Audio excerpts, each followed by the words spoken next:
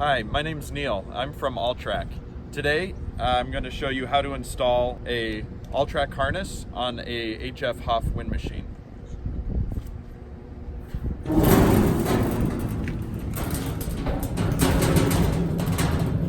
To start, we want to make sure that the wind machine is off, and we want to disconnect the battery. So just pull the positive off. To install the wiring harness, you need to make 5 connections with the engine. You need to hook the wiring harness up to the PV101 gauge panel.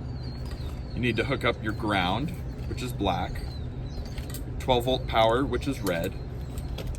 You need to hook up to the auto side of the switch, and then you need to hook up your call to start. So I'm going to get a little more access to this engine by removing the air filter. The 12-pin connector needs to stay to the right of the gauge panel. The 6-pin connector plugs into slot B on the back of the PV101. It should be the open slot. You'll hear the automotive connector click into place. To attach ground, you need to find the brown wire, take off the quick connect, replace it with the Altrac quick connect, and then reattach the brown wire to the Altrac black wire. Same thing with power. On the switch, on the manual off auto switch, it's the center pillar. Remove the center pillar, place it on the Altrac harness, and then attach the Altrac harness to the center pillar of the switch. The auto side of the switch is going to be the right-hand side if you're facing the gauge panel, green wire in this case. Again, just replace it and reattach the Altrac harness to the auto side of the switch. The final connection is the yellow wire, which is your call to start. You'll find a trailer type automotive connector. Find the yellow wire,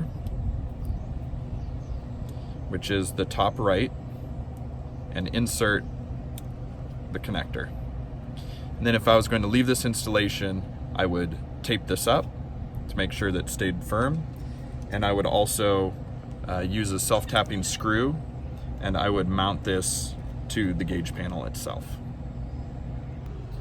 Once you've wired in the wiring harness, we need to reprogram the PowerView 101 to send data to the ST100 station. So what we're going to do is we're going to reattach the battery,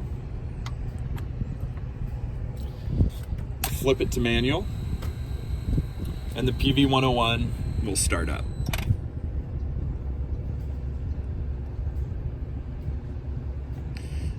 Left button gets us to menu. The over arrow will take us all the way down to utilities. We need to select OEM, which is again the last listing. You need to put in the code, which is 3 4 8 2. Press enter. Now you go to Modbus setup, enter, and go all the way down to master active, and we need to switch that to slave active. So now it says slave active, press the menu button. I can go back in and check, it says slave active, so we're good. You can exit out of all of the menus.